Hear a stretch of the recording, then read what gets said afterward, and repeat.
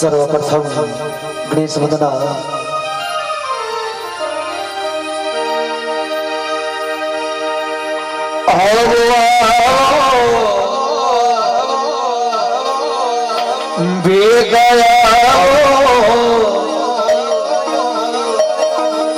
चाह दिवस मोए बारी है,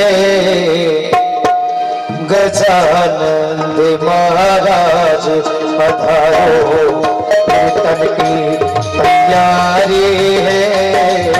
गजानंद महाराज पधारो, कीर्तन की तैयारी है। गजानंद महाराज पधारो।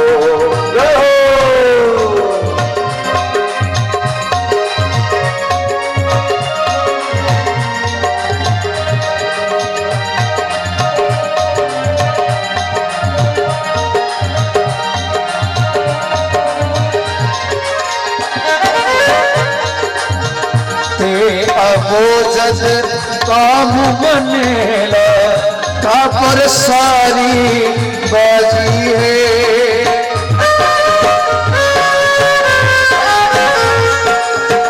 ते आवो जज काम बनेला का पर सारी बाजी है। रणत भंवरी गढ़ वाले सुन लो, माने चिंता लगी है। देर करो मत ना तरसाओ, चरणों अर्जी हमारी है। गजानंद महाराज पधारो, कीर्तन की तैयारी है। गजानंद महाराज पधारो।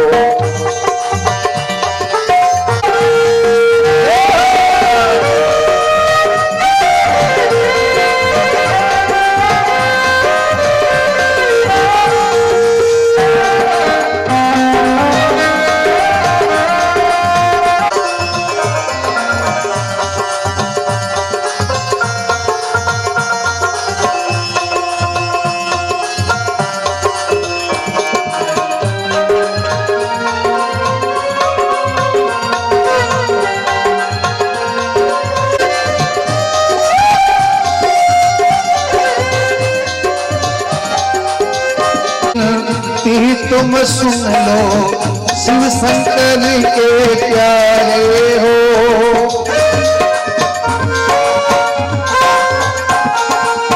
भगतों की विनती तो सुन लो, शंकर जी के प्यारे हो। जय जयकार करा गणपत की, आकर मन हर्ष हो तुम। जयकार गणपत की, आकर मन हर्ष हो तुम। बरसे लो रस भजनों में अब तो महिमा। गजानंद महाराज पधारो, कीर्तन की तैयारी। गजानंद महाराज पधारो।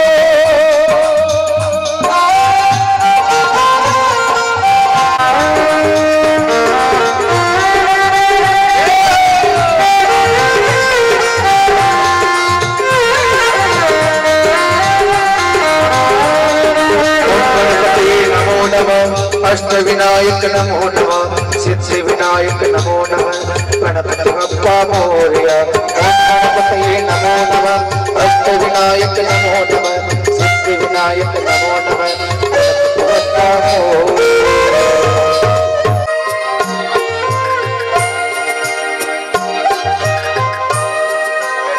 मेला दुर्गा भद्रा भगवतीर्यदा, कुलदेव्या च चामुण्डा, रक्षां कुर्वन्तु ते सदा। नागेन्द्रहाराय त्रिलोचनाय, भस्माङ्गरागाय महेश्वराय, नित्याय शुद्धाय दिगंबराय तस्मै नकाराय नमः शिवाय मंदाकिनी सलिलचंदन चर्चिताय नंदीश्वर प्रमथनाथ महेश्वराय मंदार पुष्प बहु पुष्प सुपूजिताय तस्मै मकाराय नमः शिवाय शिवाय गौरी वदनाब्जविंद सूर्याय दक्षाध्वरनाशकाय श्रीनीलकंठाय वृषभध्वजाय तस्मै शिकाराय नमः शिवाय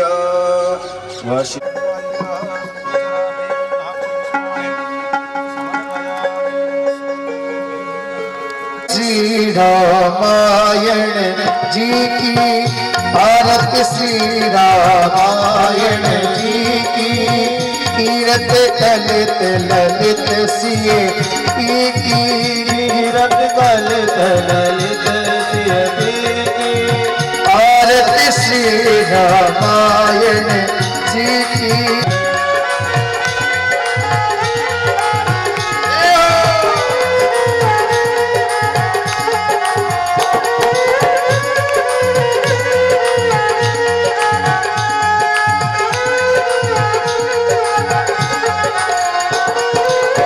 भगवत ब्रह्मादि मुनि नारद भगवत ब्रह्मादि मुनि नारद वाल्मीकि ज्ञान विशारद वाल्मीकि ज्ञान विशारद सुख सनकादि शेष अनुसारद सुख सनकादि शेष अनुसारद पवन सुत कीरत भरणी पवन सुत कीरत आरती श्री रामायण जी की आरती श्री रामायण जी की कीरति ललित ललित सिया की आरती श्री रामायण जी की मानस जीवन प्राण उबारे मानस जीवन प्राण उबारे बेटी पताल तोरे जमकारे बेटी पताल तोरे जमकारे अहि रावण की भुजा उखाड़े अहि रावण की भुजा उखाड़े नाय भुजा सूर्य दल मारे बाहे बुझा असुर दल मारे दाहिने बुझा संतन तारे दाहिने बुझा संतन जगरारे असुर नर मुनि जब आरती उतारे सुर नर मुनि जब आरती उतारे अजय जय जय हनुमान उतारे जय जय हनुमान उठावे कंचन थाल कपूर लो छाई कंचन थाल कपूर लो छाई आरती करत अंजना माई आरती करत अंजना माई जो हनुमान जी की आरती गावे जो हनुमान जी की आरती गावे परम पद पावे बस में परम पद पावे आरती कीजिए हनुमान लला की आरती कीजिए हनुमान लला की दुष्ट दलन रघुनाथ कला की दुष्ट दलन रघुनाथ कला की हरे राम राम राम हरे राम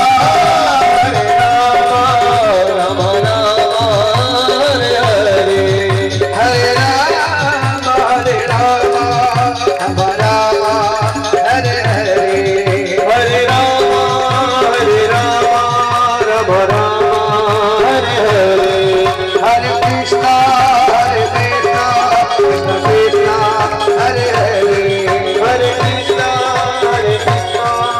कृष्ण हरे हरे हरे राम राम हरे हरे हरे हरे हरे राम राम राम हरे हरे हरे राधे राधे राधे राधे मात की नगरेची मात की शुभ कार्य सुसर्वदा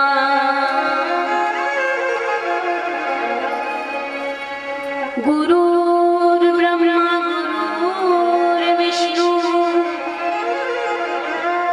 गुरुर्देवो महेश्वरा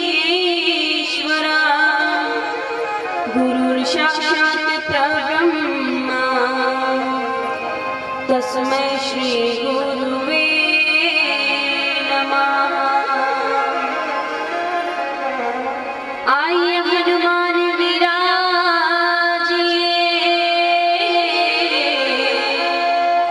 कथा करूं मति अनुसार प्रेम सहित गादी पधारी पवन कुम्हार सियावर रामचंद्र की पवन सुत हनुमान की उमापति महादेव की लोकाभिरामं रणरंगधीरं राजीवनेत्रं रघुवंशनाथं कारुण्यरूपं करुणाकरं श्रीरामचन्द्रं शरणं प्रपद्ये। मनोजवं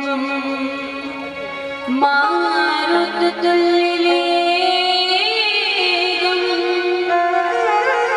जितेन्द्रियं बुद्धिमतां वरिष्ठं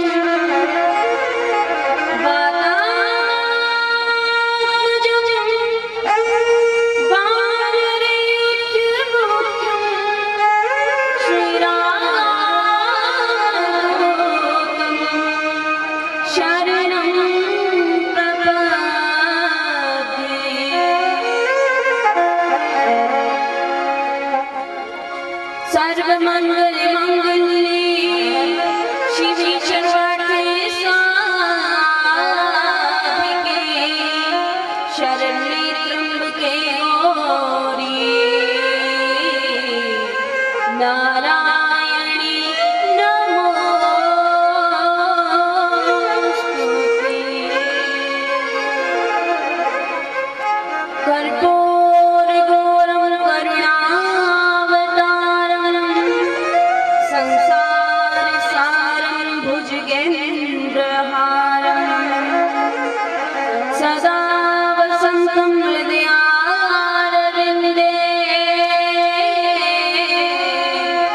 भवं भवानी सहितं नमामि। बोले राजा रामचंद्र भगवान की, शंकर भगवान की, बालाजी महाराज भगवान की। श्री गुरु चरण सरोज रज निज मन मुकुर सुधारी बरनउँ रघुवर विमल जसु जो दायक फल चारि बुद्धिहीन तनु जानिके सुमिरो पवन कुमार।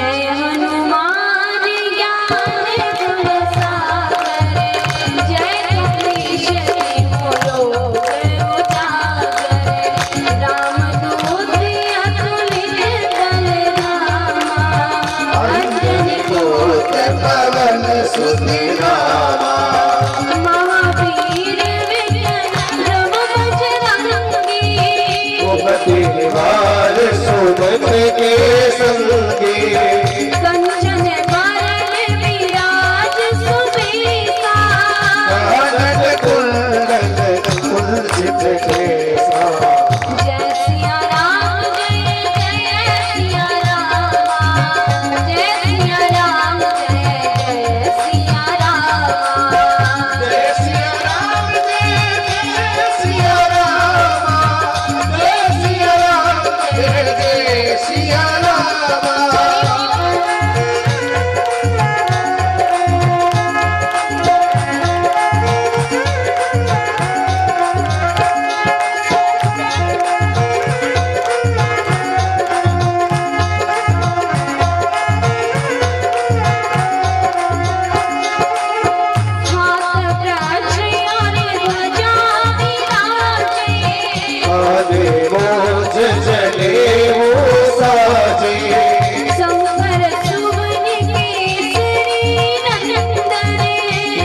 प्रताप जगवर्धन विद्यामान गुणी अति चातुर करे को आतुरे। प्रभु चरित्र सुनिबे को रसिया राम लखन सीता मन बसिया। जय सिया राम जय जय सिया राम जय सिया राम जय जय सिया राम।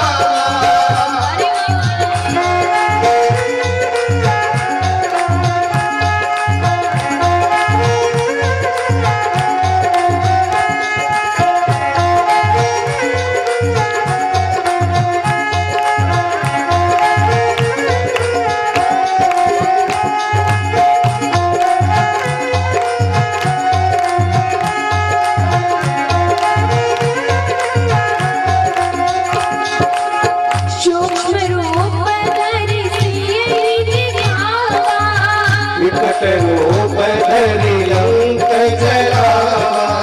भीम रूप धरि असुर संहारे रामचंद्र जी के काज सवारे।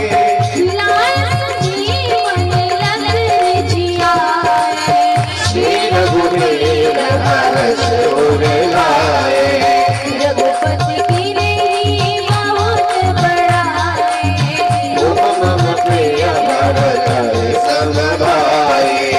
जय सिया राम जय जय सिया राम जय सिया राम जय जय सिया राम जय सिया राम जय सिया राम। जय सिया राम जय जय सिया राम।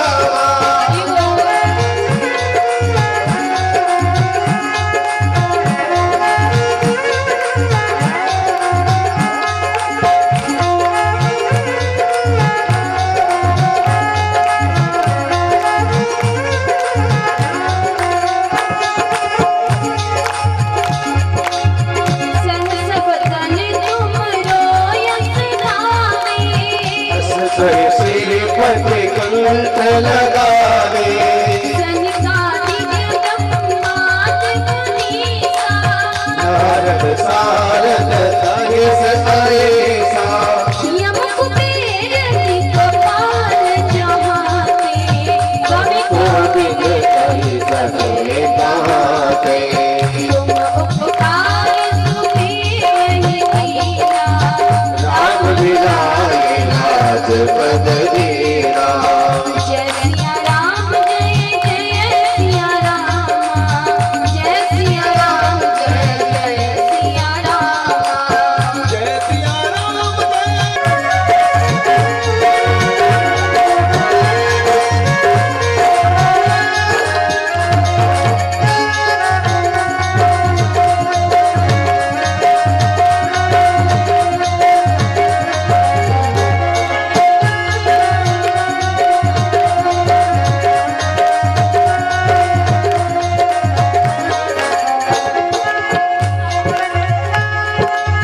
तुमरो भजन राम जी पावे जन्म जन्म के युग विसरावे। अंत काल रघुवर पुर जाई जन्म हरि भक्त कहाई। और देवता भी तन धरई हनुमत से सर्व सुख करई। संकट कटे मिटे सब पीरा जो सुने हनुमत बलवीरा। जय जय जय हनुमान गोसाई करो गुरुदेव की नाई।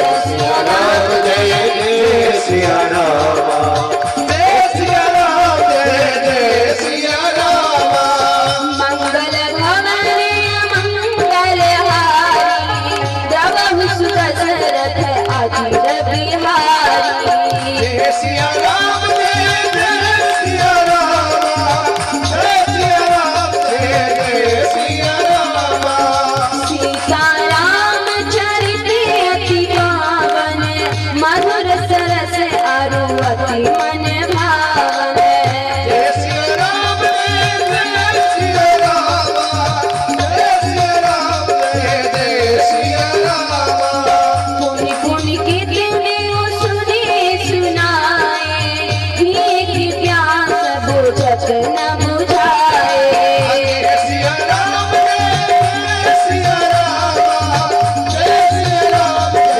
जय सिया राम जय सिया राम जय जय सिया राम जय सिया राम जय जय सिया राम जय सिया राम जय सिया राम जय सिया राम जय जय सिया राम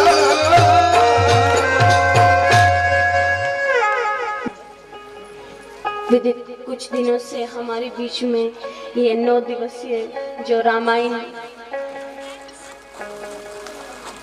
यहाँ गाई जा रही है, आप सभी को सुनाई जा रही है। और जिस तरह से आप सभी भाई लोगों को मालूम है कि जो ये कथा हो रही है ये हम सभी की है, क्योंकि भगवान परमात्मा किसी एक का नहीं है, सभी का है। जितने भी संसार के प्राणी हैं सभी का है। जिस तरह से हम कहते हैं ना कि ये हमारे माता पिता हैं, या कोई भी हमें बुजुर्ग लोग मिलते हैं तो हम उसके नाम से उसको थोड़ी ना बुलाएंगे, या तो उसको जैसे कि हम अपने परिवार वालों को किसी को ताऊ जी, किसी को कुछ, किसी को माता जी, किसी को पिताजी कहकर बुलाते हैं, बिल्कुल उसी प्रकार कोई हमसे बड़ा मिलेगा तो हम उससे भाई साहब कहेंगे या फिर दादाजी कुछ वगैरह वगैरह कहकर बुलाएंगे। क्यों? क्योंकि हम एक रिश्ता बना लेते हैं, तो बिल्कुल उसी प्रकार उस परमात्मा के साथ भी एक रिश्ता जुड़ा होता है, आत्मा का और परमात्मा का। लेकिन इसी आत्मा के बीच और परमात्मा के बीच एक माया रूपी दीवार खड़ी है, उसको हटाना जरूरी है। फिर तो आपने जिस तरह से कल कथा में सुना ही था, किस तरह से एक पत्थर की अहिल्या को भगवान ने जैसे ही अपने चरण रखते ही उसको तार दिया था। तो हम भी तो भगवान के भक्त हैं, क्योंकि भगवान स्वयं कहते हैं कि अरे जो मुझे भजता है बिल्कुल उसी प्रकार मैं भी उसे भजता हूँ। जैसे हम भजेंगे बिल्कुल उसी प्रकार भगवान भी हमारी सहायता करेंगे। जो नहीं भजता है उसकी रक्षा करने के लिए जाऊंगा, लेकिन जो मुझे ज्यादा भजता है उसी के पास जाऊंगा। देखिए, मंदिर में जो देवता होते हैं,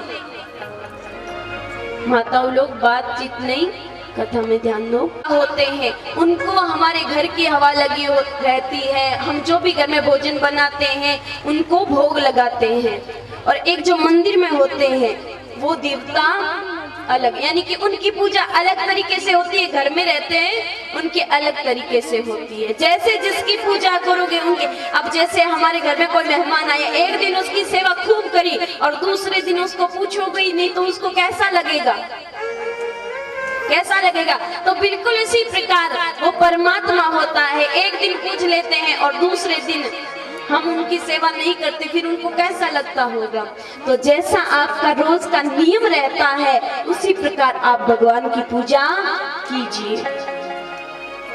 देखिए, भगवान राम प्रकट हुए तो यज्ञ भगवान ने जब प्रसाद दिया तो वो प्रसाद किसका था? खीर। राखो सच बात को, सांवरो मिल जा सिर पे छोड़ा को साची बात को, सांवरो मिल जा सिर पे छोड़ा को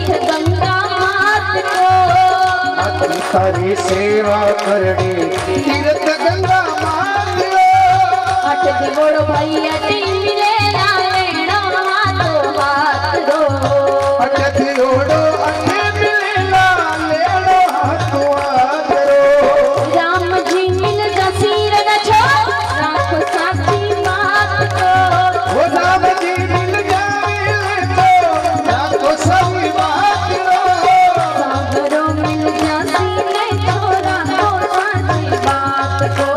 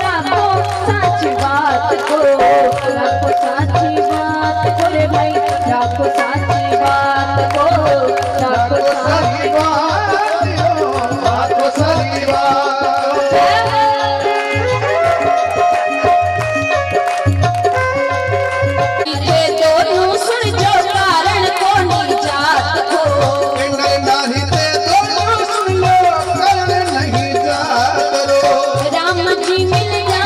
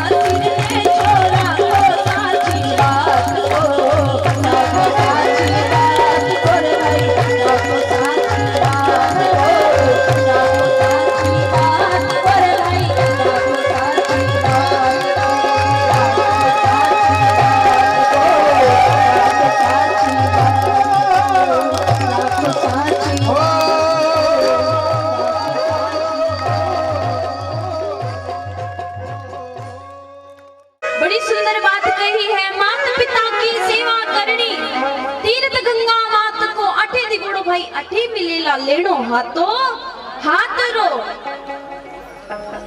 संत महात्मा कहो है कि आपने यो माने तो कड़े भी जाने की जरूरत नहीं, घरे मायने माता पिता है, मारी चरणारी जो कोई सेवा करे तो अपने आप भगवान सु मिलने रो गेलो प्राप्त हो जावे। और अठी दिगुड़ो अठी मिली लग गईया, नुई नुई बीननी आवड़ी होवे, वहां पर ही सासू जी ने देखे और सासू जी दादी सासू ने किया भोजन बना बना पुर से की तरह सुबारी सेवा करे, बाई बा नुई नुई बीननी आवड़ी। जब सासू ने देखे तो मेरे भी मन में आवे कि मारी सासू जब बूढ़ी होसी तो जी प्रकार मारी दादी सासुरी सासू सेवा कर रही है, बिल्कुल भी प्रकार मैं भी मारी सासुरी सेवा करसू। अब विसी सूखी रोटियां विसी वे डाली तो वह भी फिर बीननी आपनी सासू ने भी डालनी है। और नुगरा नर को संगनी करनो तिरिया चंचल जात को मार्ग यो मुक्ति वाला लेना संत पुरुष रे साथ रो।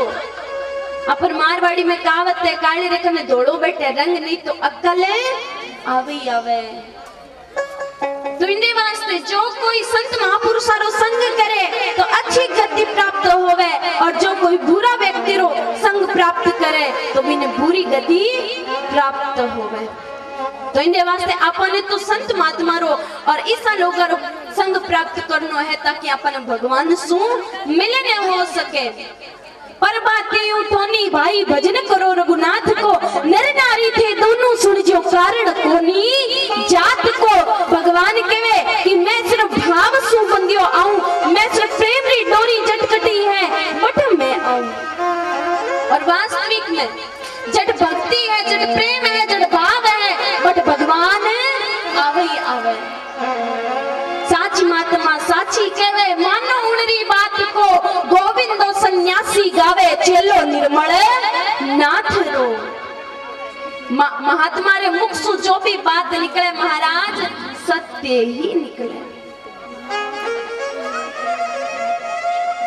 तो देखिए यहाँ पर भी संग किसका है, राम जी को संग किसका प्राप्त हुआ, विश्वामित्र जी का। विश्वामित्र जी यहाँ पर अहिल्या के गौतम ऋषि के आश्रम में है, अहिल्या को तारा और अहिल्या को तार कर यहाँ अहिल्या परम धाम को चली गई। और कहते हैं आगे चले, और जब जैसे ही आगे चलते गए तब गंगा जी की नदी बहती हुई दिखाई दी। तो कहते हैं यहाँ पर विश्वामित्र जी ने गंगा की महिमा श्री रामचंद्र जी को सुनाई है। और क्या कहते हैं बाबा तुलसीदास जी ने लिखा है क्या, चले राम लक्ष्मण मुनि संगा, गए जहाँ जग पावनी गंगा। चले राम लक्ष्मण मुनि संगा, गए जहाँ जग पावनी गंगा। जय सिया राम जय जय सिया राम, जय सिया राम जय जय सिया राम, जय सिया राम जय जय सिया राम, जय सिया राम। गाति सुनो सब कथा सुनाई, जिन प्रकार सुर सरी महिलाई। गाति सुनो सब कथा सुनाई, जिन प्रकार सुर सरी महिलाई। जय सिया राम जय जय सिया राम, जय सिया राम जय जय सिया राम, जय सिया राम जय जय सिया राम, जय सिया राम जय जय सिया राम। 60,000 संतान थी तो यहाँ पर सगर राजा ने एक यज्ञ करवाया। तो उस यज्ञ के अंदर अश्वमेघ एक यज्ञ करवाया, तो अश्वमेघ नाम का घोड़ा था। उस घोड़े को वहां पर खड़ा किया था। तो वो घोड़ा वहां पर से इंद्र चुरा कर जो कपिल मुनि थे, कपिल मुनि के आश्रम में ले जाकर बांध देते हैं। तब कहते हैं यहाँ पर घोड़ा दिखाई नहीं देता है। तब अपने पुत्र को सगर कहते हैं, हे पुत्र आप जाओ और जब तक अश्व में घोड़ा नहीं मिलेगा तब तक यज्ञ पूर्ण नहीं होगा। इसीलिए यहाँ पर जो सगर के 60,000 पुत्र थे वो उसी घोड़े को खोजते हुए ढूंढते हुए जो पृथ्वी थी और माताओं लोगों से निवेदन है कि थोड़ी थोड़ी आगे अगर के वो सारे के सारे भस्म हो जाते हैं। और जब जैसे ही भस्म होते हैं कि उसी समय कई सालों बीत गए। तब कहते हैं यहाँ पर जो सगर की दूसरी रानी थी उनके पुत्र थे असमंजस। असमंजस के पुत्र अंशुमान। अंशुमान उस घोड़े को खोजने के लिए निकल जाते हैं और अपने जो पूर्वज थे, चाचा लोग थे, उनको भी खोजने के लिए निकल पड़ते हैं। कहते हैं जैसे ही निकलते हैं तो जो पृथ्वी खोदी हुई थी उस पृथ्वी के अंदर जाते हैं और जब मुनि के आश्रम में पहुंचते हैं तब घोड़ा बंधा हुआ है और वहां पर 60,000 अलग अलग राख की टिल्ले बने हुए अलग अलग और सामने मुनि बैठे हुए हैं। और जब मुनि बैठे हुए थे, नेत्र बंद थे, उसी समय नम्र भाव से यहाँ पर अंशुमान हाथ जोड़कर कहने लगे कि हे मुनिवर, क्षमा चाहता हूँ आपका तप भंग करने के लिए, लेकिन आपसे एक प्रार्थना है, आपसे एक निवेदन है कि हमारे यहाँ पर चाचा लोग आए थे, पूर्वज आए थे, लेकिन मुझे दिखाई नहीं दे रहे और घोड़ा भी आपके आश्रम में बंधा हुआ है। जब ऐसा बोला उन्होंने तब उसी समय मुनि ने अपने नेत्र खोले और जैसे ही नेत्र खोले तब कहने लगे, हे पुत्र, तुम जिस तरह से मुझसे बात की है, लेकिन तुम्हारे जो पूर्वज, तुम्हारे जो चाचा लोग थे, वो आते ही मुझे अष्टपष्ट शब्दों से बहुत कुछ सुनाया। जब मुझे क्रोध आया और जैसे ही मेरे नेत्र खुले, खुलते ही वो सारे के सारे भस्म हो गए और ये राख बन गई है उनकी। तो कहने लगे कि अब इनका कल्याण कैसे होगा? तो कहा जब गंगा मैया इस धरा पर आएगी तभी जाकर इनका कल्याण होगा। तो कहते हैं अंशुमान यहाँ पर तपस्या करने के लिए बैठ जाते हैं और जब बैठ जाते हैं तब वो ही गंगा मैया को नहीं प्रकट कर पाते हैं। फिर कहते हैं अंशुमान के पुत्र हुए दिलीप। दिलीप ने भी बहुत तपस्या की, लेकिन तप करते करते आधे हो गए, क्योंकि कहता है ना, जो तपता है उसको आधा भी होना पड़ता है। तो यहाँ पर तपस्या तप करते वो अपनी श्वास छोड़ देते हैं, लेकिन भगवान गंगा मैया प्रकट नहीं होती। तब कहते हैं जो दिलीप की 2 पत्नियां थी, कहते हैं जब दिलीप नहीं रहे तो कोई संतान भी नहीं हुई। संतान नहीं हुई तो उनकी जो रानियां थी तो उन दोनों रानियों का आपस में घर्षण करवाया और जब घर्षण करवाया तब कहते हैं यहाँ पर दोनों के भाग से एक पुत्र पैदा हुआ और कहते हैं जब एक पुत्र पैदा हुआ तब उनका नाम रखा गया भागीरथ। क्यों? क्योंकि वो 2 भाग से, 2 स्त्रियों से 2 भाग से उत्पन्न हुए, इसीलिए उनका नाम रखा गया भागीरथ। इसीलिए कहते हैं गंगा पावन क्यों है? क्योंकि गंगा, भागीरथ का कोई पिता नहीं था, वो सिर्फ स्त्री के गर्भ से उत्पन्न होकर आए थे।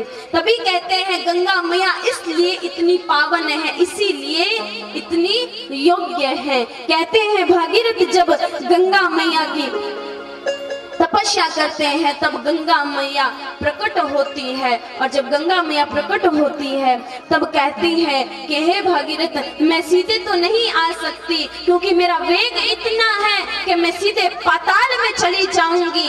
इसीलिए आपको कुछ करना पड़ेगा। तब कहते हैं भागीरथी यहाँ पर उनके पास एक छड़ी थी, डंडी थी, उससे रेखा खींचते खींचते खींचते खींचते चलते जा रहे हैं और कहते हैं हे मैया, जहाँ जहाँ मैं जा रहा हूँ आप उसके पीछे पीछे चलते आइए। कहते हैं गंगा मैया जैसी चलती जा रही थी कि वहाँ एक मुनि का आश्रम था जिनका नाम था जन्नू बाबा। कहते हैं उनके मुख में जैसे गंगा मैया जा रही थी, उन्होंने सारी गंगा को अपने मुख में धारण कर लिया। भागीरथ ने जब वापस प्रार्थना की और कहा कि मैं अपने पूर्वजों का कल्याण करवाने के लिए इस गंगा को लेके जा रहा हूँ, इसीलिए आप मुनिवर मेरी गंगा को वापस दे दीजिए। तब कहते हैं उनकी जंगाएं का 2 भाग करके और फिर गंगा मैया को वहां से भागीरथ जी लेकर आगे चले। और जब आगे चले, चलते जा रहे हैं चलते जा रहे हैं, तब कहते हैं सप्त मुनियों का वहां आश्रम आया। जिन्होंने पार्वती की परीक्षा ली वही सप्त मुनि का अलग अलग आश्रम था। कहते हैं उन्हीं सप्त मुनियों के आश्रम के पास पास से होकर गंगा मैया चल पड़ी। और 2 शब्दों में आइए सभी हम मिलकर गाएंगे। क्या कहते हैं?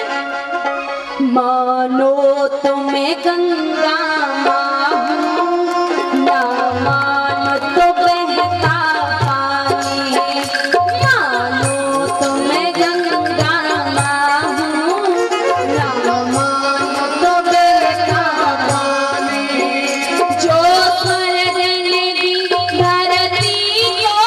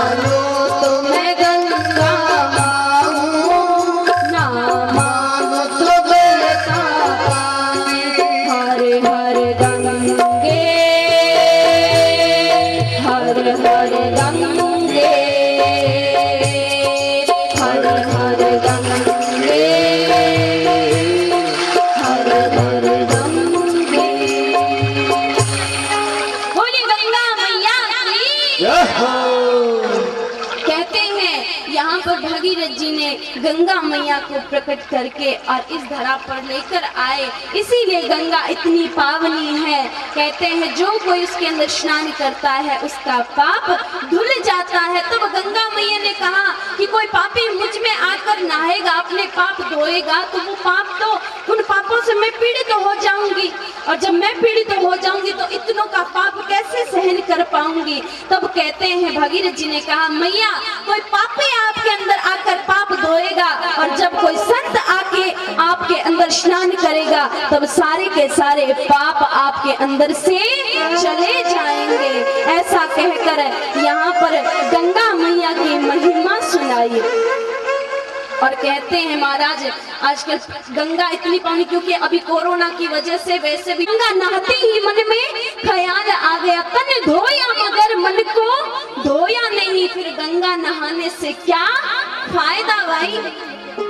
गया तो था लेकिन इस मन को नहीं धोया तो किस बात का। हम कहते हैं काश हमारे घर में कोई संत महात्मा का नाम लेते थे राम राम, और जो अपनी छोटी सी कुटिया बनाई हुई थी उस कुटिया के आगे क्या नाम लिख रखा था?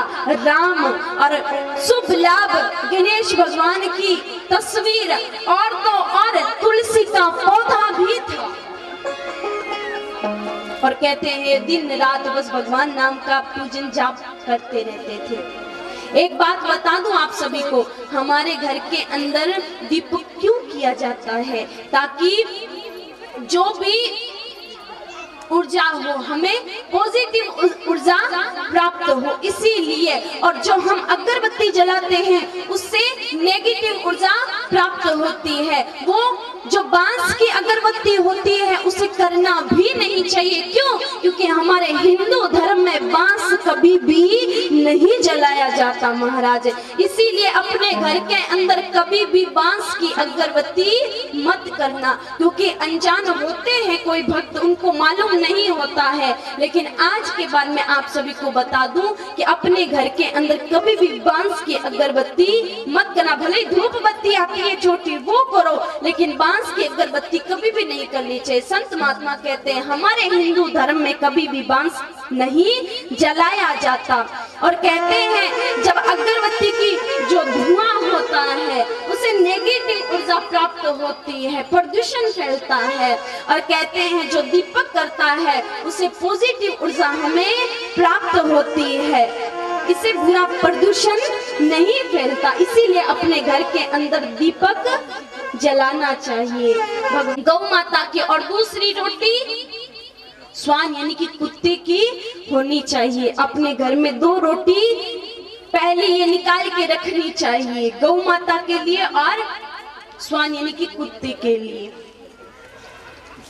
जी। और भगवान राम इतने हर्षाए हैं। तो किसी ने पूछा था राम जी सीता जी का, उसमें जितने भी राजा थे सबको बुलाया गया, लेकिन यहाँ अयोध्या में निमंत्रण क्यों नहीं भेजा गया? अयोध्या में क्यों निमंत्रण नहीं भेजा गया? तब संत महात्मा कहते हैं कि अयोध्या में निमंत्रण इसलिए नहीं भेजा गया था, कहते हैं एक बार मिथिला का यानी कि जनकपुरी का एक कोई मनुष्य यानी कि कोई था, तो वो अपनी पत्नी को लाने के लिए अयोध्या गया। और जब अयोध्या गया तब बीच रास्ते में एक दलदल था, उस दलदल में एक गौ माता गिरी हुई थी। और जब उस गौ माता को देखा उसने तो मन में सोचा उस गौ माता को मैं कैसे निकालूं। तब विचार करने लगा कि मुझे देर हो जाएगी और इसको निकालूंगा तो ये निकल नहीं पाएगी, कहीं मैं भी ना गिर जाऊं। तो कहता है कि संत महात्मा कहते हैं वो पुरुष उस गौ माता के ऊपर पैर रखे और वहां से पार कर लेता है उस दलदल को। उसी समय वो गौ माता उसे श्राप देती है कि जा, मैं तुझे श्राप देती हूँ कि जिसको तू देखने के लिए जा रहा है उसको देखते ही तू अंधा हो जाएगा। कहते हैं उसी समय वो क्षमा याचना मांगता है और कहता है कि मुझे माफ कर दो, मुझे पता नहीं था और मैंने आपको निकाला नहीं। तब जैसे ही कहते हैं वो पुरुष जाता है अपनी पत्नी से मिलने के लिए और वहां पर उस पत्नी को देखते ही वो पुरुष अंधा हो जाता है। और जब वापस मिथिला यानी कि जनकपुरी में आता है तब जनकपुरी में जो जनक जी थे उन्होंने विचार किया कि ऐसा क्या हुआ। जब उसने कहा गौ माता का मुझे श्राप लगा है, तो कहा गौ माता का आपको अगर श्राप लगा है, तब उसी समय मन में विचार किया कि जनकपुरी की जितनी भी पतिव्रता नारी है, ऐसा कहा गया था कि अगर कोई इस पुरुष को जितनी भी पतिव्रता नारी है वो चलनी में जल गंगा जल भर के जो भी इसके आंखों पर छिड़का देगी तो इसकी आंखें एकदम ठीक हो जाएगी। तो यहाँ जनक जी ने अनाउंस करवा दिया, डिंडोरा पीट दिया, सब जगह कहलवा दिया कि जो कोई भी पतिव्रता नारी स्त्री है वो आए और चलनी में जल भर के और इसके आंखों पर छिड़का दे, इसको स्नान करवा दे, इसके ऊपर जल फेंक दे। तो अब यहाँ पर सब नारियां विचलित तो हो गई। सबने मन में विचार किया कि ऐसा तो हो ही नहीं सकता, चलनी में जल कैसे ठहरा रह सकता है। सबने ऐसा विचार किया। तब यहाँ पर सब कहने लगे हमसे तो ऐसा नहीं हो पाएगा। तब कहते हैं जनक जी ने मन में विचार किया और अयोध्या की जो नारी थी, कौन है, दशरथ जी की पत्नी, कौन, कौशल्या, वो इतनी पतिव्रता नारी थी, इतनी पतिव्रता नारी थी। कहते हैं यहाँ पर उनको बोला गया, दशरथ जी को कहा कि दशरथ जी आप अपनी पत्नी को भेजिए क्योंकि आपकी पत्नी बहुत पतिव्रता नारी है। और जब वो एक चलनी में गंगा जल भर के इस मनुष्य को जैसे छिड़का देगी तो इसकी आंखें ठीक हो जाएगी। कहते हैं जब ऐसा बोला तो वहां पर दशरथ जी ने मन में विचार किया कि मेरी खुद की नारी को भेजने से क्या होता है क्या नहीं, लेकिन हाँ वैसे भी कौशल्या तो है पतिव्रता नारी, लेकिन हमारे राज्य में तो झाड़ू निकालने वाली भी पतिव्रता नारी है। तो कहते हैं झाड़ू निकालने वाली को दशरथ जी ने भेज दिया। और जब झाड़ू निकालने वाली वहां पर आई जनकपुरी में, तो कहा कि कौन हो आप मैया? तो कहा मैं यहाँ अयोध्या के दशरथ जी के यहाँ पर झाड़ू निकालने वाली हूँ महल के अंदर। तो कहा कि आप पतिव्रता नारी हो? तो कहा हाँ, हमारे राज्य में तो जितनी औरतें हैं सब इतनी पतिव्रता नारी है कि अपने धर्म को भ्रष्ट नहीं होने देती। तो कहते हैं उस महिला ने चलनी में जल भर के और जैसे ही छिड़का दिया, देते ही उस मनुष्य की आंखें वापस लौट आती हैं।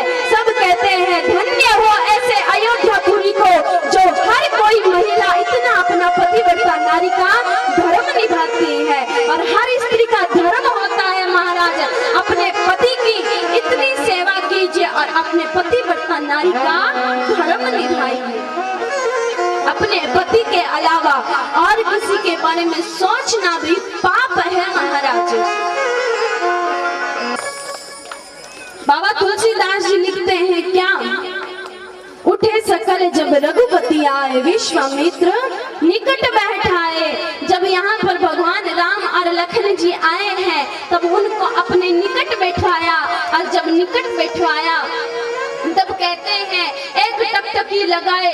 यहाँ पर जनक जी देखते जा रहे हैं, देखते जा रहे हैं, देखते जा रहे हैं। तब पूछा क्या हे मुनिवर, आप मुझे ये बताइए कि ये जो सुंदर श्याम गौर, ये जो सुंदर से दो कुमार हैं, ये कौन है जो इतने सुंदर है? ऐसा लगता है ब्रह्मांड के यदुपति भगवान स्वयं ही आए हों।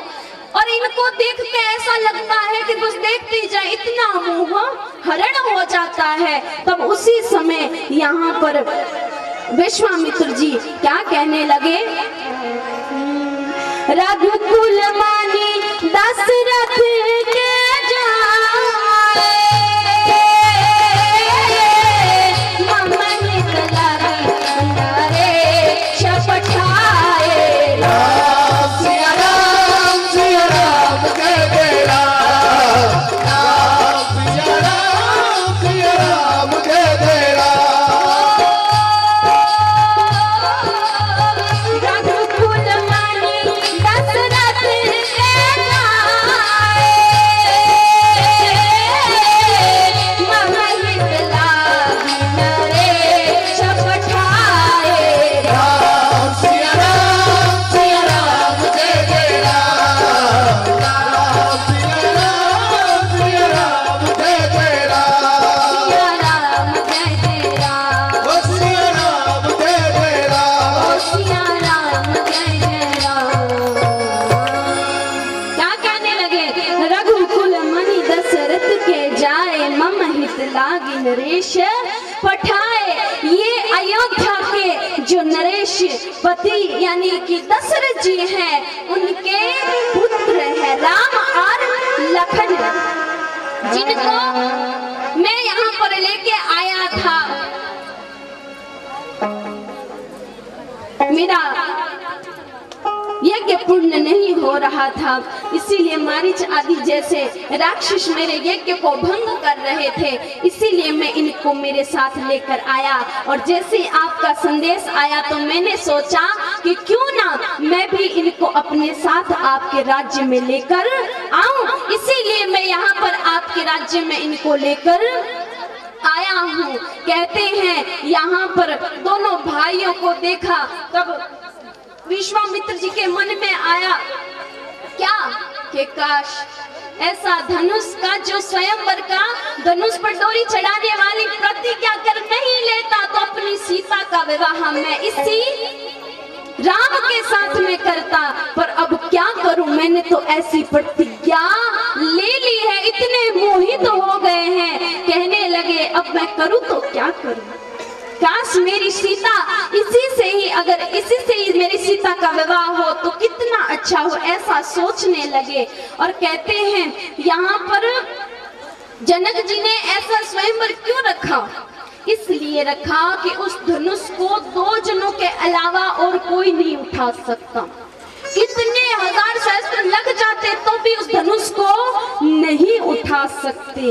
क्यों नहीं उठा सकते? क्योंकि वो धनुष शिव जी का धनुष था। और कहते हैं उसको दशरथ जी तो कमल फूल के समान उठा लेते, जनक जी कमल फूल के समान उठा लेते। लेकिन आज एक बार जब सीता ने मन में विचार किया, क्यों ना आज महल की झाड़ू बुहारी मैं लगाऊं, तो कहते हैं जब सीता झाड़ू बुहारी लगा रही थी उसी समय मंच पर धनुष रखा हुआ था। उस धनुष को एक हाथ से सीता मैया जानकी ने उठाकर और झाड़ू निकाल कर वापस वहीं रख दिया। ये दृश्य जब जनक जी ने देखा, मन में विचार किया, इस धनुष को मेरे अलावा कोई और नहीं उठा सकता, लेकिन आज जानकी ने सीता ने उठाया है, तो क्यों ना इसका भी विवाह उसके साथ किया जाए जो इस धनुष को उठाकर इस पे डोरी चढ़ा सके। तब कहते हैं इसीलिए ये स्वयंवर रखा गया। लेकिन आज मन में एक ही पछतावा हो रहा, अगर नहीं रखता स्वयंवर तो काश मेरी जानकी का विवाह इसी के साथ होता। ऐसा मन में विचार करके कहने लगे। धीरे धीरे जब यहाँ पर वक्त बीतने लगा तब भगवान राम और लखन जी क्या कहने लगे। अब देखिए यहाँ पर विश्वामित्र जी विश्राम कर रहे हैं, और जब विश्राम कर रहे थे उसी समय भगवान राम क्या कहने लगे, हे गुरुदेव, बड़े नम्र भाव से कहने लगे, हे गुरुदेव, लखन के मन में है कि वो यहाँ के नगर को देखना चाहता है। अब मन में तो खुद के है, लेकिन गुरुदेव को क्या कह रहे हैं, लखन चाहते हैं कि मैं इस नगर को देख के आऊं। तब गुरुदेव कहने लगे कि लखन अकेले नहीं जाना, एक काम करो राम, तुम इनके साथ चले जाओ। तब ऐसा कहा, उसी समय लखन जी धीरे से कहने लगे, भैया मैंने आपको बोला था कि मैं इस नगर को देखना चाहता हूँ। राम जी कहने लगे, आप चुप रहिए, मेरे तो मन में था लेकिन नाम आपका ले लिया, कोई बात नहीं। तब कहते हैं बाबा तुलसीदास जी क्या कहते हैं, जब राज्य को देखने के लिए, वहाँ की फुलवारियां, वहाँ के घर देखने के लिए जैसे राम लखन निकले हैं, वहाँ की स्त्रियां थी, सब स्त्रियां भाग भाग के आ रही है और कह रही है, देखो देखो कितने सुंदर राजकुमार आए हैं हमारे राज्य में। और कहते हैं वहाँ की स्त्रियां कहने लगी, अरे ये तो वही है जो इनकी माओ ने खीर खाकर, जब खीर खाई थी तब ये पैदा हुए थे, इन्होंने जन्म लिया था। और कहते हैं मैं तो कहती हूँ स्त्रियों, देखो ऐसी ऐसी बातें कर रही थी भगवान की, इधर के उधर कर रही थी ताकि भगवान हमारे सामने देखे। भगवान की जब प्रशंसा कर रही थी महिलाएं, तब भगवान ने सामने नहीं देखा। तो अब यहाँ की स्त्रियां क्या कहने लगी, अरे मैं तो कहती हूँ कि आप कोई अयोध्या में जाना ही मत, आपका विवाह हो तो मना कर देना कि हम अयोध्या में विवाह नहीं करेंगे। क्यों? क्योंकि अयोध्या में कहते हैं खीर खाते हैं तब जाके संतान पैदा होती है, इनकी माओ ने तो खीर खा खा के इनको पैदा किया है। जब ये कहा तो राम जी को तो क्रोध नहीं आया, लेकिन यहाँ लखन जी को क्रोध आ जाता है। लखन जी कहते हैं, भैया आपको मालूम है हमारे वहाँ तो खीर खाकर पैदा होते होंगे, लेकिन कहते हैं यहाँ तो धरती खोदते हैं तब पुत्रियां या पुत्र पैदा होते हैं। यानी लखन जी वापस कह रहे हैं, सीता जी कहाँ से प्रकट हुई थी? सीता जी धरती से पैदा हुई है, उत्पन्न हुई है। कहते हैं जब जनक की कोई संतान नहीं थी तब उनके स्वप्न में आते हैं भगवान, कहते हैं कि जब आप सोने का हल लेकर जाएंगे और जब अपने खेत में आप सोने का हल चलाएंगे तब आपको पुत्र की प्राप्ति, संतान की प्राप्ति होगी। तब कहते हैं जनक जी सोने का हल लेकर जाते हैं और जैसे अपने खेत में वो सोने का हल चला रहे हैं कि वहीं जानकी मैया उनको मिली है। कभी यहाँ लक्ष्मण जी कहते हैं कि भैया हमने तो सुना है कि यहाँ पर जो कोई धरती खोदता है तो धरती में से ही संतान उत्पन्न होती है, हमारे तो खीर खाने से ही उत्पन्न होती है, लेकिन यहाँ तो ऑटोमेटिक धरती से उत्पन्न होती है। वापस स्त्रियों को जलाने के लिए कह रहे हैं, लेकिन भगवान फिर भी राम का देखो अभी तो स्वभाव ऐसा है कि कोई थोड़ी बहुत बुराई कर दे या थोड़ी बहुत प्रशंसा कर दे, हमारी गर्दन जब नीचे होती है तो सीधे उसके ऊपर ही जाती है कि किसने हमारी प्रशंसा की, किसने हमारी बुराई की। लेकिन पहले राम जी का स्वभाव तो देखिए महाराज, राम जी अपनी गर्दन अपनी चलते जा रहे थे, वहां की स्त्रियों ने सोचा एक बार इस राजकुमार का मुझे दर्शन हो जाए, एक बार ये राजकुमार अगर हमारे सामने देख ले तो हमारा जीवन कृतार्थमय हो जाए। लेकिन राम प्रभु देख नहीं रहे। उसी समय कहते हैं सब स्त्रियां गाने लगी, कितना सुंदर है ये राजकुमार, काश ऐसा वर जानकी को प्राप्त हो जाए। देखिए वहां की स्त्रियां हैं, उनकी भी सोच कैसी है कि काश ऐसा वर जानकी को प्राप्त हो जाए। अपने जो जनक राजा की पुत्री है उसके साथ ये शोभा देता है, ऐसा कहकर। और वहां की नारियां क्या कहने लगी जनकपुरी की, दशरथ दशरथ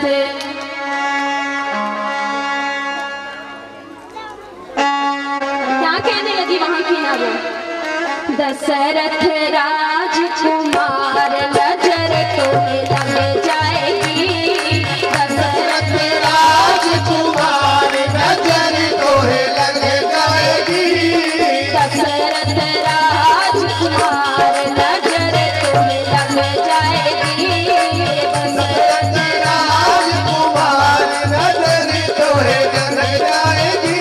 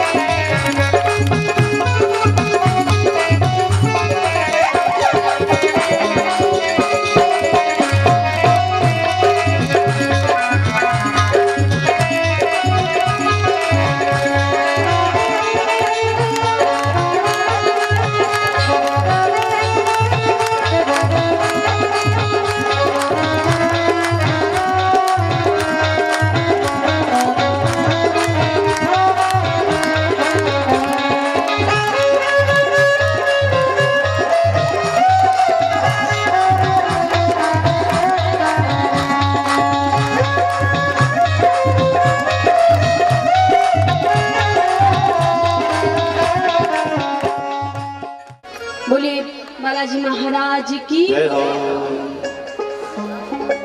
कहते हैं यहाँ पर भगवान जब भ्रमण करने के लिए रवाना हुए गए थे कि वहाँ की स्त्रियां कहने लगी, हे प्रभु आपकी जो मोहनी सूरत इतनी सुंदर है जो हमारे मन को चुराए जा रही है, इतने सुंदर आप हो।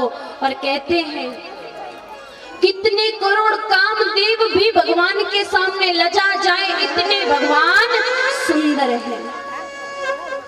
भगवान राज्य में भ्रमण करके कहते हैं वापस आए, और जब वापस आए तब यहाँ पर विश्वामित्र जी विश्राम कर रहे थे। और जब विश्राम कर रहे थे, शाम का संध्या का समय था। कहते हैं भगवान राम को लखन को कहाँ विश्राम करने के लिए स्थान दिया गया? सीता जी के महल के अंदर उनको विश्राम करने के लिए जगह दी गई, इतनी सुंदर जगह। तो कहते हैं जब मुनिवर लेटे हुए थे तो कहते हैं दोनों राम और लखन दोनों चरणों में बैठे हैं और मुनिवर के चरण दबा रहे हैं। देखिए अपना गुरु का सम्मान कैसे करना चाहिए, ये राम प्रभु से सीखना चाहिए। आछे दिन पाछे गए गुरु से किया ना हेत, अब पछताए क्या हुए जब चिड़िया चुग गई। हेत कहो या धान, क्योंकि जो समय है वो चिड़िया है और जो अपरिश्वास है वो धान है। धान रूपी आज जो समय रूपी चिड़िया है अपरिश्वास ने चुगती जा रही है और समय हाथ चलता जा रही है। इसीलिए जब भी समय मिले, यहाँ पर राम प्रभु ने सिखाया है कि अपने गुरुवर का आदर कैसे करना चाहिए। और कहते हैं बाबा तुलसीदास जी क्या,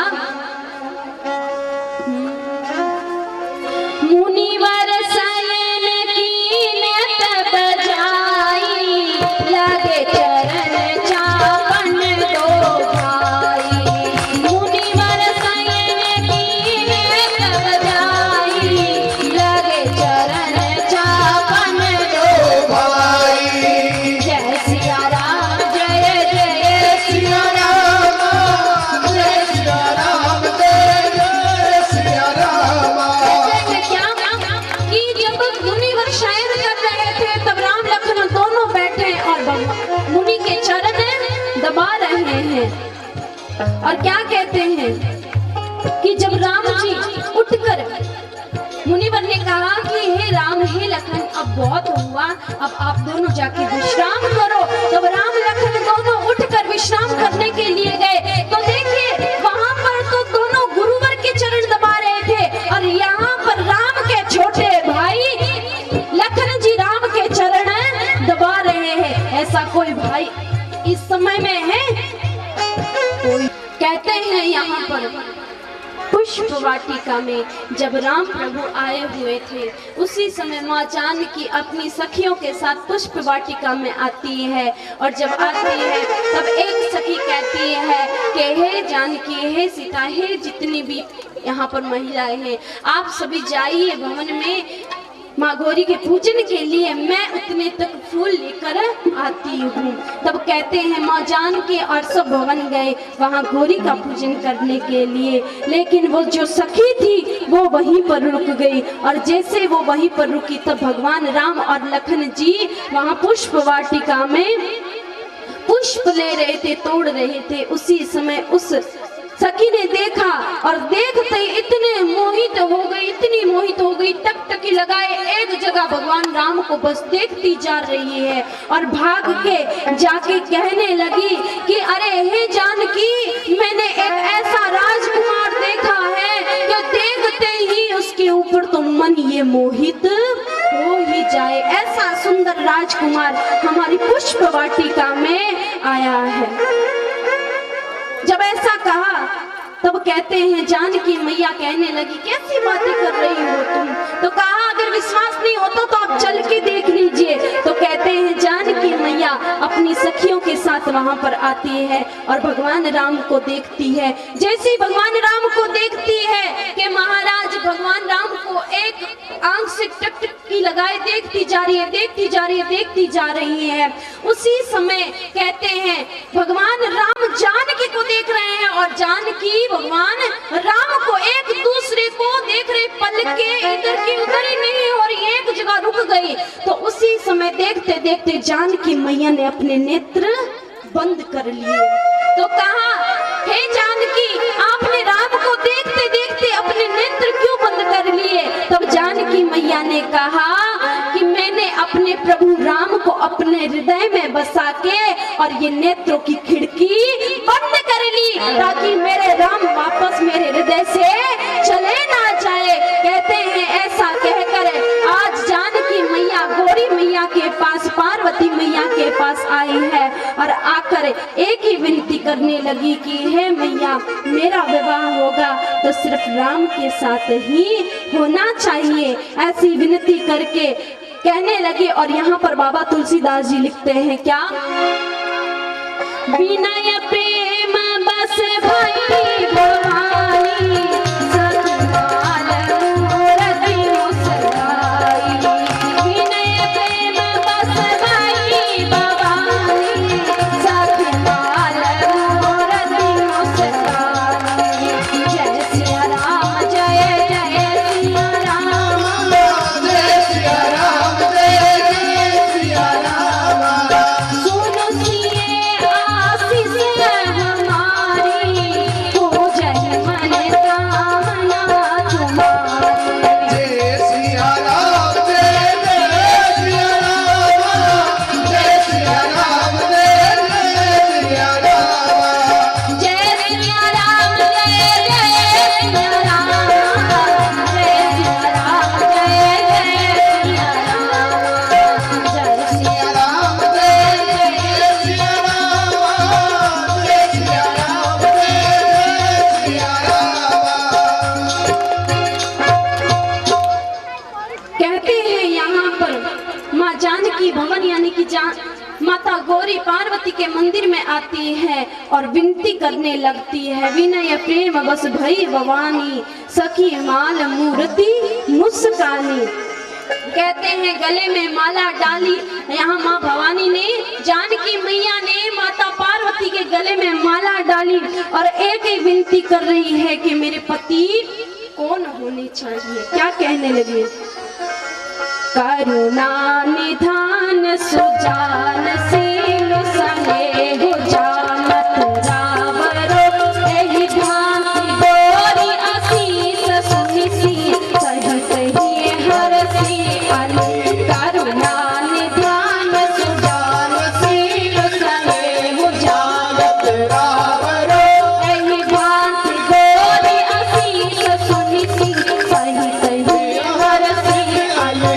तुलसी भवानी पूजी पुनि पुनि मुनि सबन मंदिर चली।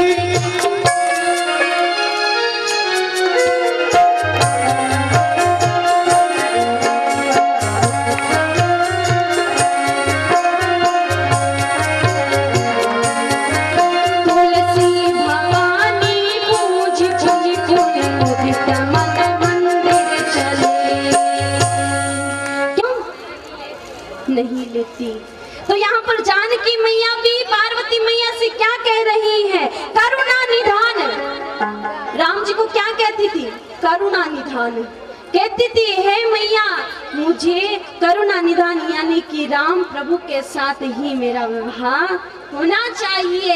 ऐसी जब प्रार्थना करती है तो कहती है पार्वती मैया के गले में जो माला थी वो अपने आप माला निकल के माँ जानकी के गले में पहनी जाती है। और उसी समय कहती है वहां भवन से जानकी मैया चल आती है और वही स्वयंवर जब रखा गया तब वहां पर जितने भी जहां के राजा बुलाए हुए थे सब राजा आए हैं। और यहाँ पर रंगभूमि में अलग से एक आसन भी लगाया गया, सिंहासन लगाया गया। उस सिंहासन पर कौन बैठे?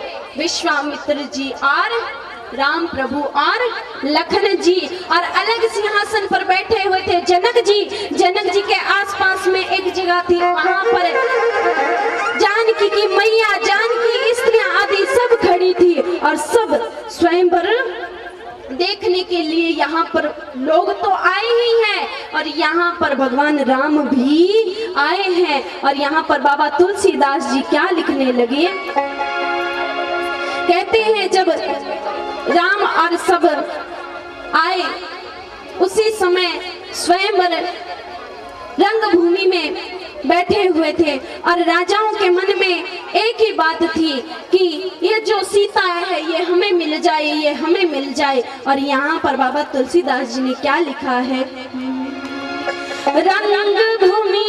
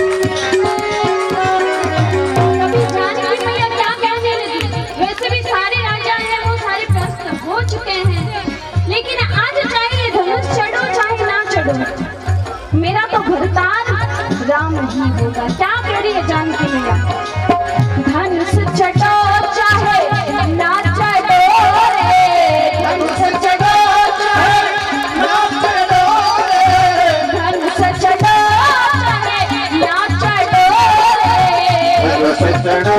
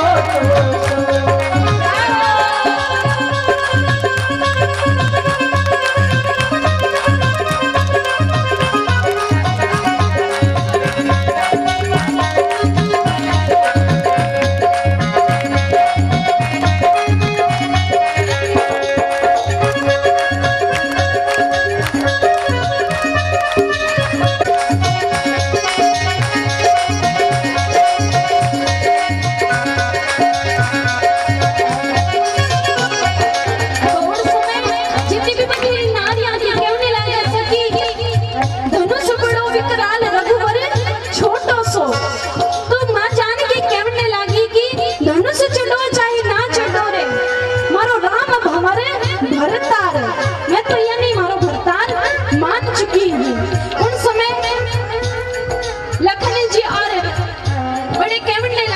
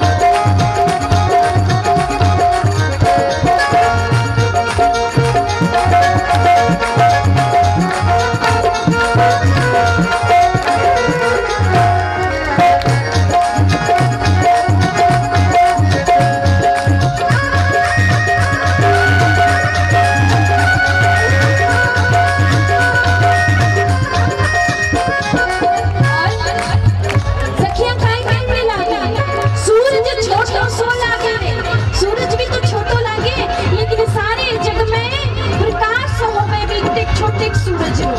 तो बिल्कुल भी तरह रघुवर जी छोटा सा दिख तो रहा है, लेकिन पूर्ण ब्रह्मारा अवतार है। और काय के बनने लग्या रघुवर चाप चढ़ावस हीरे, रघुवर चाप रघुवर चाप चढ़ावस हीरे,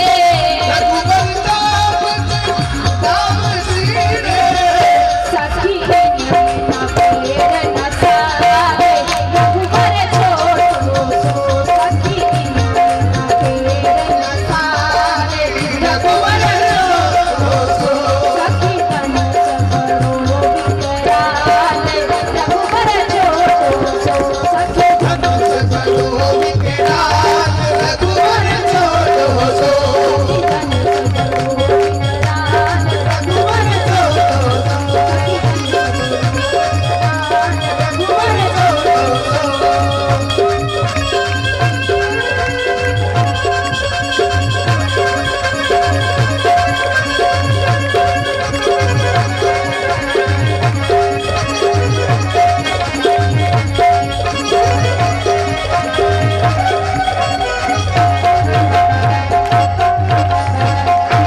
बोलिए सियावर रामचंद्र भगवान की।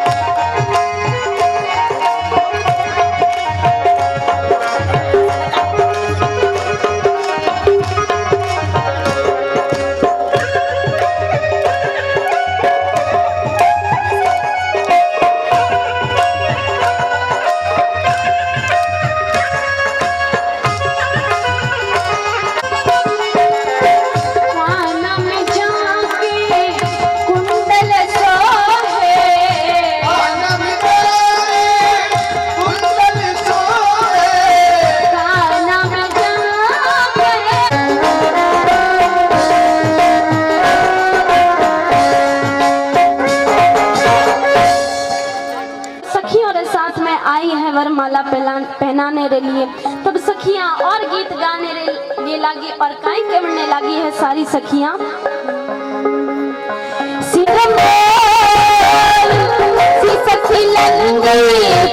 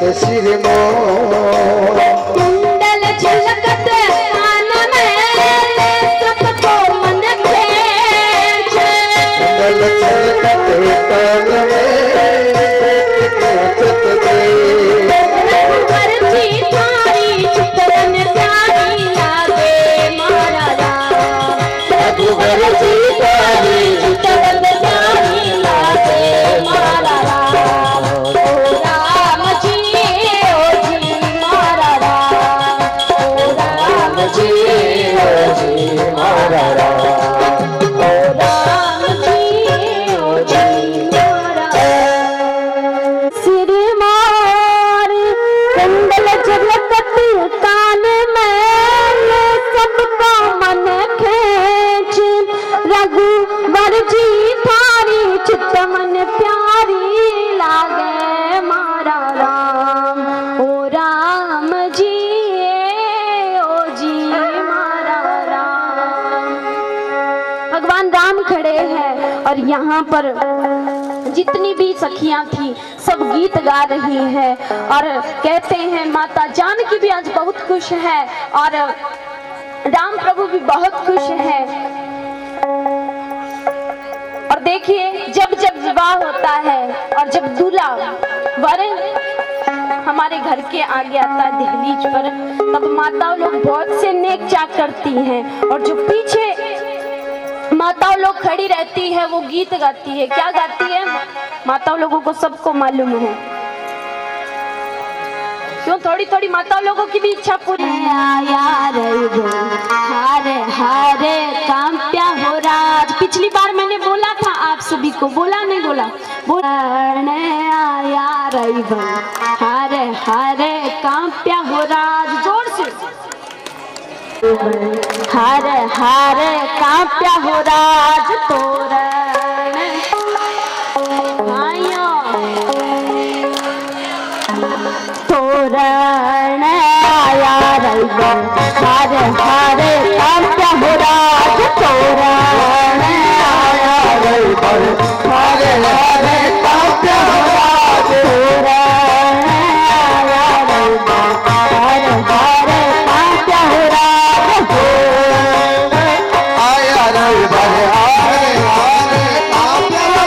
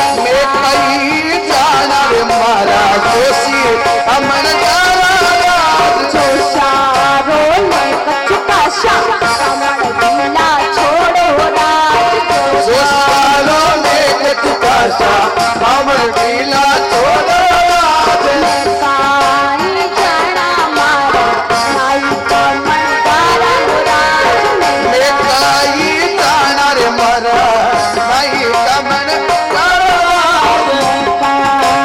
चढ़ा मारा भाई कमल तारा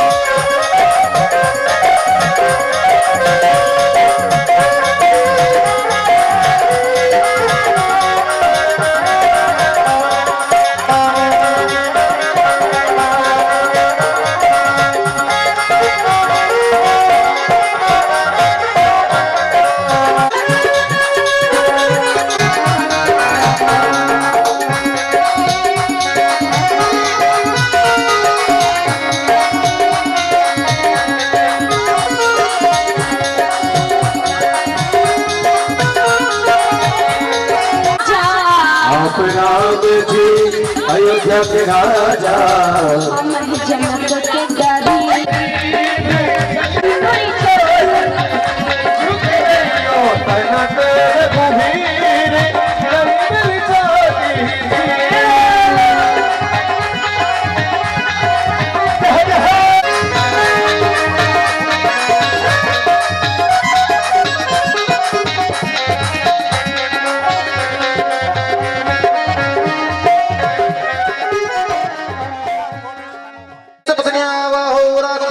नक्षत्राणि रूपं सुविनो महिषा सर्वलोकं महिषा सियावर रामचंद्र भगवान की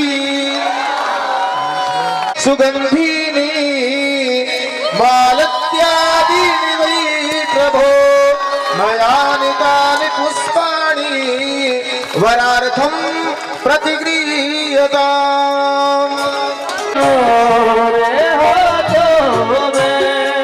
उतर आए बताता प्यारिया को जो भी भाई लोग खड़े होकर जा रहे हैं सभी सुनिए तो नहीं कि यहीं पर बैठे रहिए और जिनको कन्यादान करना है वो मेरे दीनानाथ आए हैं मेरे दीनानाथ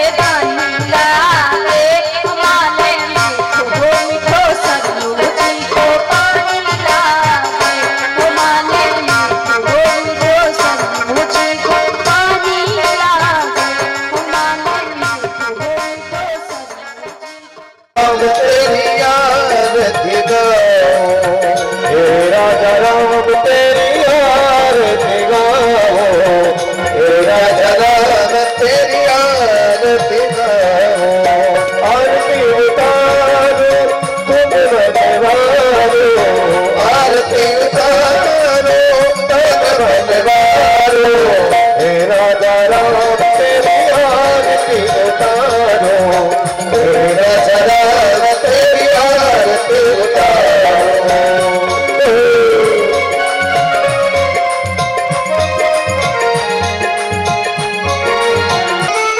बाम भागे सोबती गजरंगनी, बाम भागे सोबती गजरंगनी, चरण विराजत हे सुत अंजनी, चरण विराजत हे सुत अंजनी, उन चरणों को सदा पखारो, उन चरणों को सदा पखारो, हे राजा राम तेरी आरती उतारो, हे राजा राम तेरी आरती उतारो, आरती उतारो तुझे तन मन भारो, आरती उतारो तन मन भारो, हे राजा राम तेरी आरती उतारो, हे राजा राम तेरी आरती उतारो।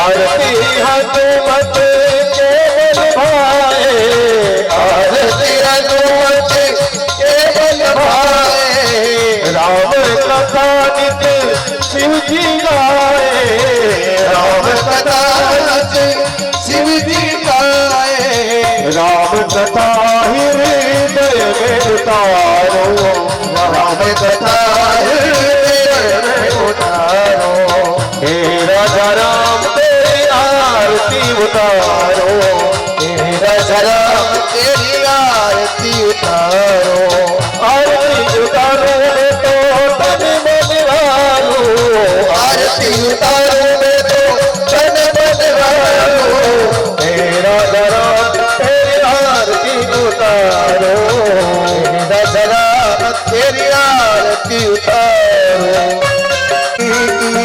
आरती श्री रामायण की, कीरत कलित ललित सियती की, कीरत कलित ललित सियती की, आरती श्री रामायण जी की, आरती श्री राम